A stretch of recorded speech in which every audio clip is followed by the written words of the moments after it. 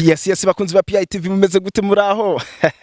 The Moses Angelo wa musore mukunda bazana ibiganiro bimeze neza impano z'ugwaruka baririmbye abakomediye kabisa nkuko twama tubibakorera rero gatanu kuri gatanu turabashimira cyane ababandanya badukurikira uko bukeye uko bwije yes rero nkuko mubibona turi kumwe n'umujene ameze neza akeye kuva hasi gushika hejuru umuntu bonati murambaza ngo ninde ubabuta Nyakso wi Burundi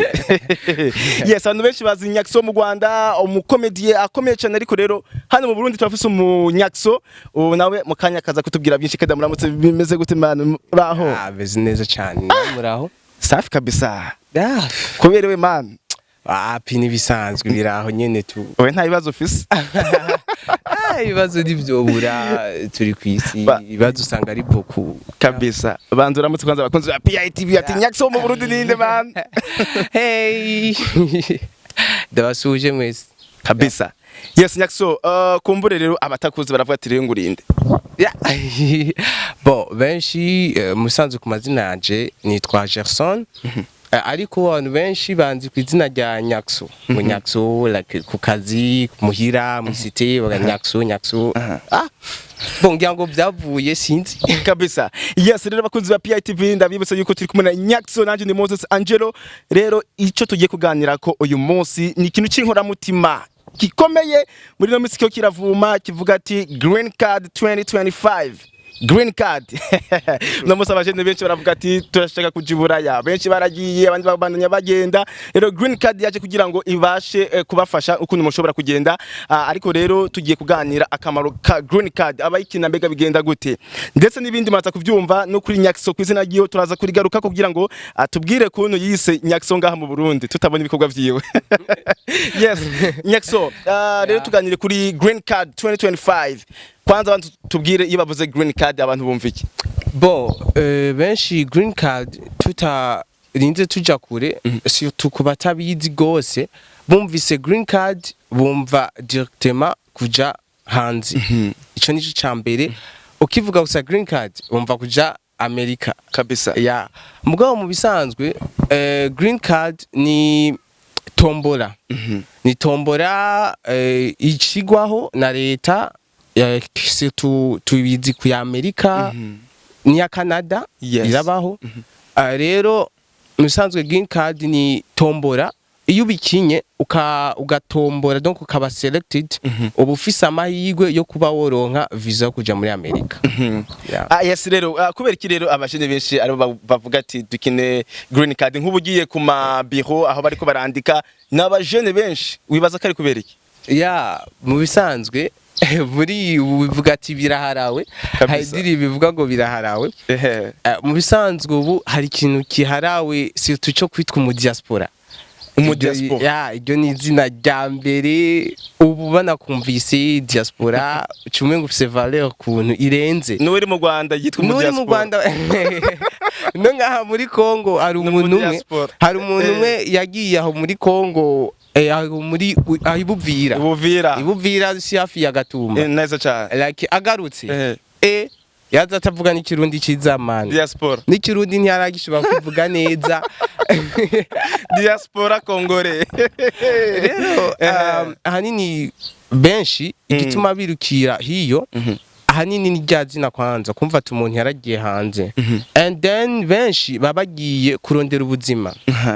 kurondera ubuzima bw'abashoboye kwiyungunganya ugasanga abajene benshi ugasanga twarajeje ishuri ariko kumva zuko usanga ubuzi like ntibutworeje canke uburyo bwo kuronka amafaranga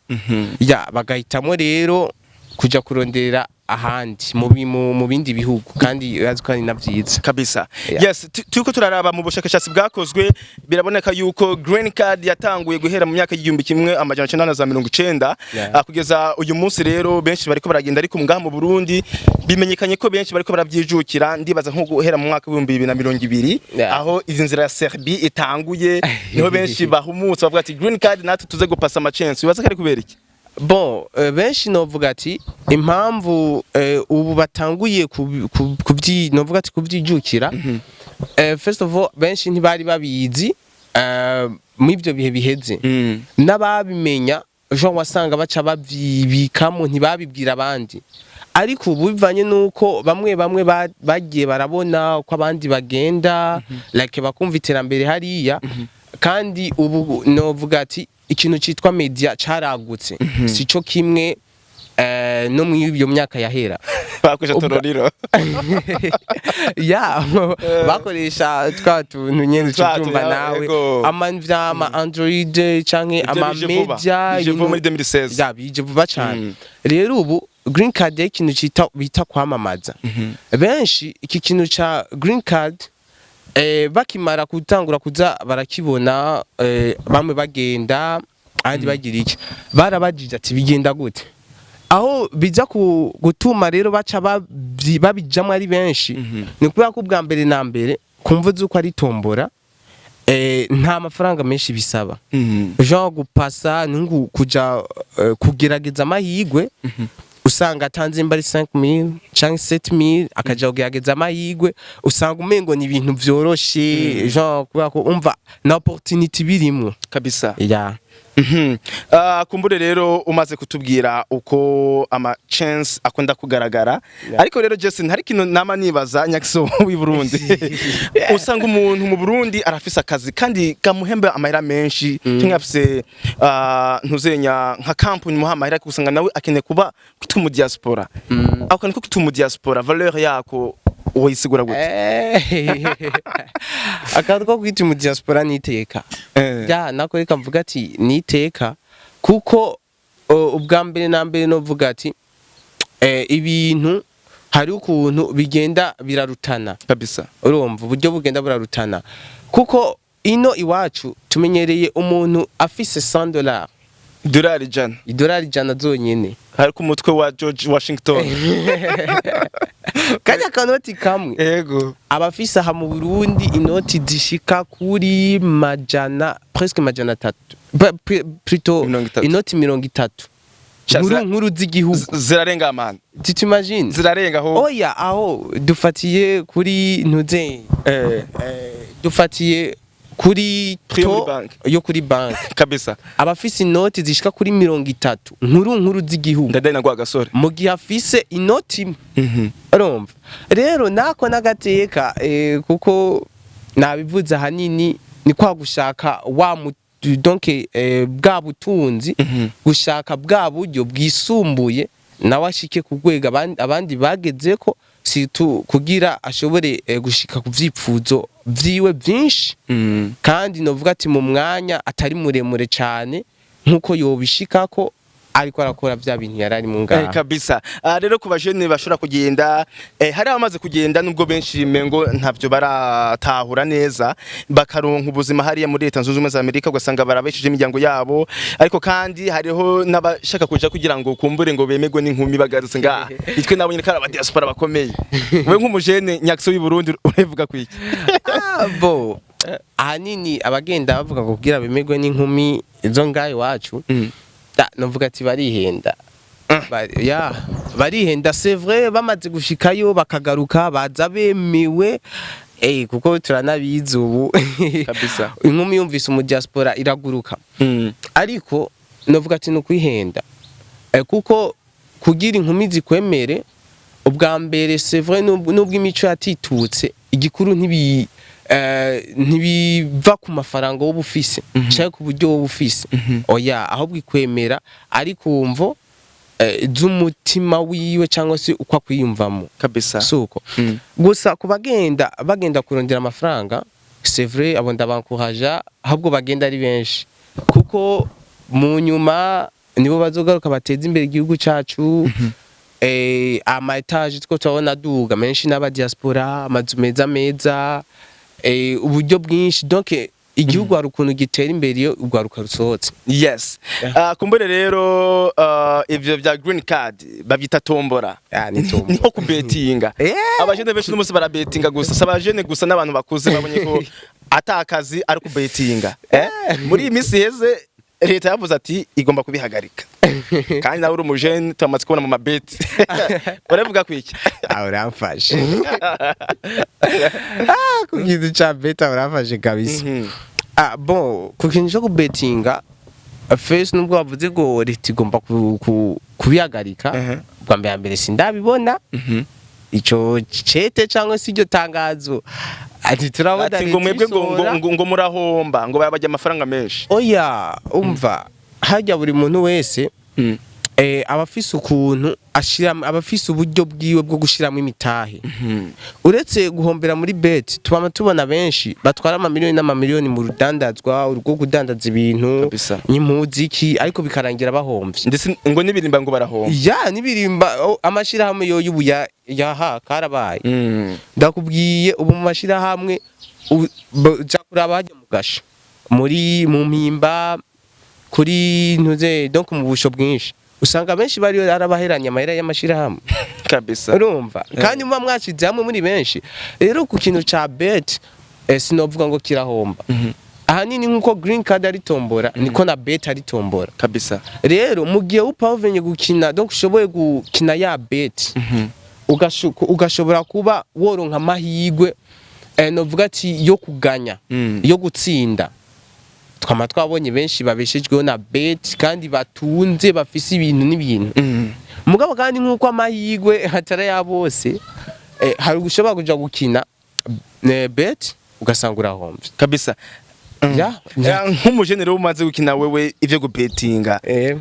uravye igihe utanguye kubikina hari inyungu maze kubibonamo bon ndanagirwa ko ikintu ca bet je natanguye kugikina navuga ati neza kuva 2016 haciye imyaka ingahe 6 indwi imyaka indwi ya nari nkiri muto cyane narumva bet sport for Africa ya warahomvye man yeah no si just uvuga ko nahomvye ya ko 2016 niyo natanguye kuba nosora ticket yanje ya mbere na pariye mugabi ico gihe nari nkiri muto ndibuka naha umuntu akuze kuko ntibakwemera kwinjira muri bet udafite imyaka 18 yes nakazi no ndavyibuka ntibakwemerera rero ico gihe ndibuka nafise 600 twatanga ku pariya kuri iyo ntsinda nari kujya amayeri 34,000 ya nivyo nari kujya kandi umva ico gihe hari kera ntiyaba ari make ku mwana nkanje nari nkiri muto ico gihe rero iyo bet mwijoro ndibuka naraye ntaryamye ntarabona resultat urumva sinashobora canke score sinashobora kuba notuza kabisa muga mu gatondo ngiye kuraba marezuma nasanze yatiki yanje yabaye perdi narababaye kabisa mugabo uko nagiye ndevuriwa uko nagiye ndakina buke kuko sinovuga ngo je nashoye imitahe myinshi cyane usanga barimo gukinisha ni 1000 ni 2000 muga make ku buryo ntashobora kubura ayo gukoresha ku ishuri muri pause like utwo kwifashisha nyine dukey sinatubura kandi gushika ubu sinokwidoga vraiment simbura amamega simbura gutembera kabisa yes simbura two kurya utunyene dusanzwe mugabo ikintu cyo kuvuga ngo kwiteza imbere cyane ya ivyo sino byarira muri bet cyane yes bakunzi ba PITV ndabise yuko turi kumwe na Nyakso Burundi ariko aratwiganira byinshi ku byiyumviro bitandukanye by'inkora mutima green card bet ndetse nico imarira abantu basanzwe bari ngaha mu Burundi ndetse n'ugwaruka yes Nyakso kumbere akabazo kamatsiko kubera iki abakobwa bataje ku betinga abakobwa bo nkuko bivuze bema sinobesha nta bakobwa ndabona muri bet ariko ubu bamwe batanguye nibo bayasekeza gusa pay attention batanguye kujayo ufite umukobwa w'umugenzi aheruka no kujya 40,000 uko nyene ya muri bet kabisa ya bo iki impamvu abakobwa nibaza ko bataja muri bet ni kubera ko ahanini novuga ati ibintu vya sport ino iwacu mu Burundi ntibirashika ku rwego rw'uko abakobwa babikunda rero bet urana ko tubetinga ku bijanye na sport nyene yes ya mbere ibizwi cyane aha iwacu ni ibintu vya football rero tusanzwe tuzi ko ini wacu abakobwa ikintu ca football ntubabwire ntibanaraba urabitse ntibiga banaraba umnambwiye ko hariyo na match mfise n'umusheri aheruka kwahukana n'umuntu mfise umutipe aheruka kwahukana n'umusheri wiwe kubera ngo yagiye kuraba match bijyana cya gihe Arsenal ikubita Man iyo yambatari Man reka ibintu bigeze atemba rero Kabisa. kumvuze uko abakobwa batazi ikintu ca sport batora banaraba nta n'ukuntu bari bushobore kuja betting ako niho ja kumubwira ngo par exemple ngo ha Manchester City cha ha FC Barcelona atani yazi bokina basi na virtuel barabizi Gana virtuelle ni zantuze nyene cyangwa bijya vyibibwa no babaze nabarese fe kabisa. Yes, reka rero tugaruke ku kazina kawe Nyakso Burundi ariko tuzi kuri platforms za ku Instagram kuri Facebook bakwita Jason OG ibintu nk'ivyo. Izina rya Nyakso ryavuye bo izina rya Nyakso novuga first reka manze ndamutse Nyakso nimba kwa dukurikirana ebana ndamwemera sana big up cyane. So izina rya Nyakso ryavuye ku kuntu nkunda comedy ziwe cyane. Yes, bo Nyakso n'umuntu novuga ati yatumye ntangura gukunda comedy. Ndamwibuka ku batabizi comedy ya mbere yasohoye yanamenyekanye cyane yatumye ndanamukunda. Ha comedy yasohoye bona Patino avuga ati ngo niko Pati ngo dukine gomani ya baca babundurana. Rero kumva zuko nkunda comedy ziwe ndamukurikirana cyane kuko gushika ubu nta video yiwe nimwe yo bihari ntarabona kabisa. Ntikiba rero ndamukunda cyane kandi ukunda umuntu usanga bameze nkawe za blague za kwa kundi kw'imico y'amajambo arakwinspire kabisa. Ya rero kuntu nkunda gukoresha amajambo yiwe byo kuvuga ngo igihonyi bambaza izina nkavuga ngo nitwa Kabebeyi kabisa ngo nitwa Musamariya Musamariya Nyakso cemvuga Musamariya Jesu kabisa. Rero utwo tuntu nitwo dutuma nitwo twatumye hanini benshi bantanga kunyita Nyakso byanatanguriye muhira sister bone Nyakso ubu nagarerezi ko muhira mani kanambonye Nyacho si byafashe indi ntera kabisa. Yes, rero nkuko tuko twegeza ku musozo utabona ko nakavura gatanguye kugwa abakunzi ba PITV murabona ko ikirere kitameze neza akavura gatanguye kugwa ndazi yuko mwaryohewe kandi bimeze neza cyane kumburiro akajambo kanyuma ku bakunzi ba PITV kugira ngo turangize ikiganiro. Ya ku bakunzi ba PITV bwa mbere abwati muri abantu biteka cyane turabubaha turanabakunda